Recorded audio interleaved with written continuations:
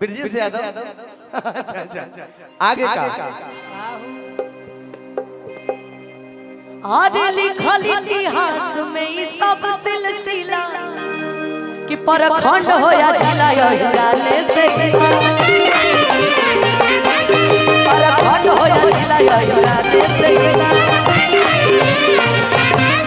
गोरखपुर गया छपरा में गई गाजीपुर गोटा लखनऊ में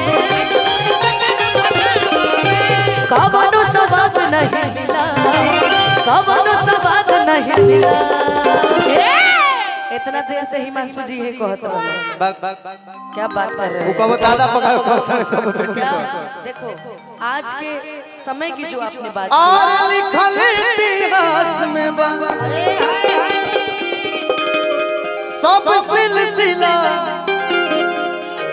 और खंड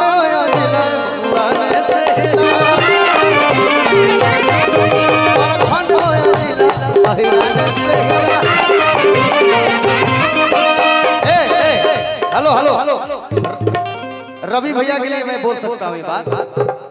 यदुवंशी और रघुवंशी एक ही कुल के लोग हैं। पर खंड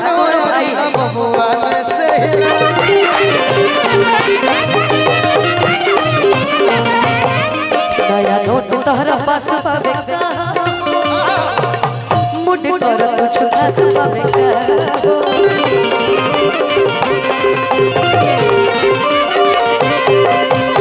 मन समन के निहरा तारा नहीं हो तो बरदस पावे का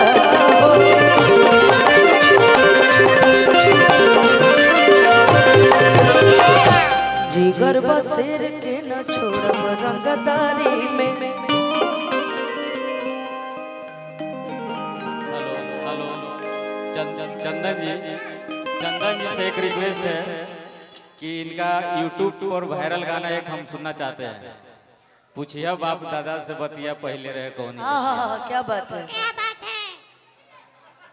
यही बोलिए आप यही बोलिए आप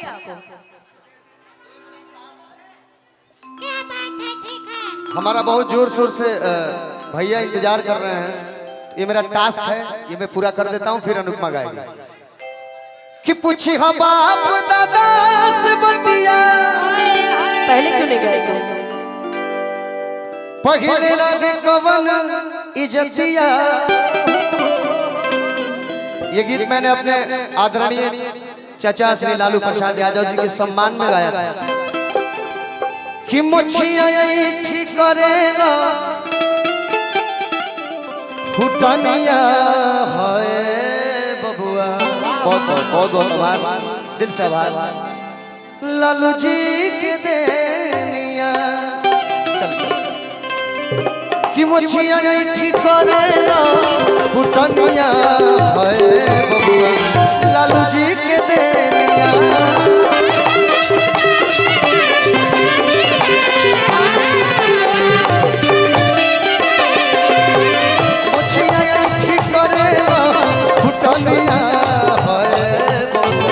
लालू जी के देनिया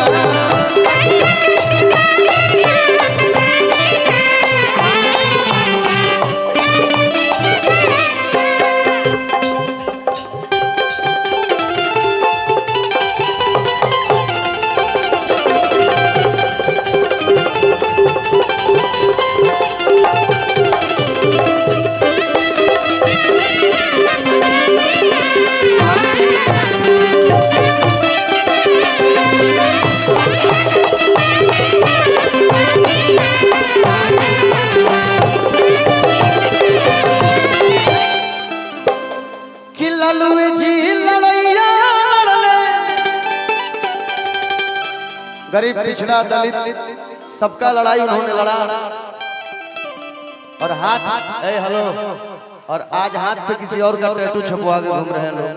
वो लोग जिनको चप्पल पहन के चलने का अधिकार साहब ने दिया वो लोग किसी और का टैटू गुदवा रहे हैं। बड़ा बुरा लगता है कभी कभी कि लालू जी लड़ैया चलो जाए से न डरे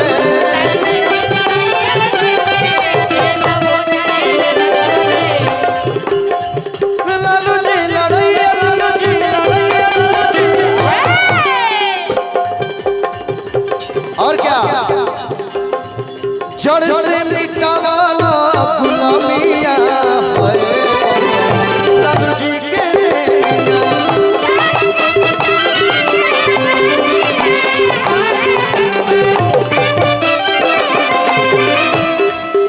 लास्ट में बोल देता हूँ बड़े फिर तेजस्वी जरूरी ना तो नैया जाए बूढ़ी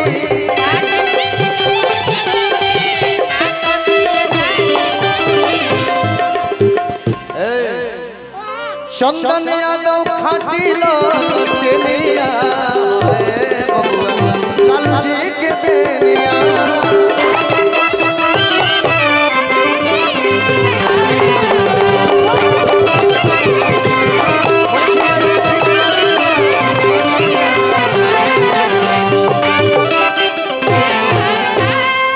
अनुपमा जी स्वागत है।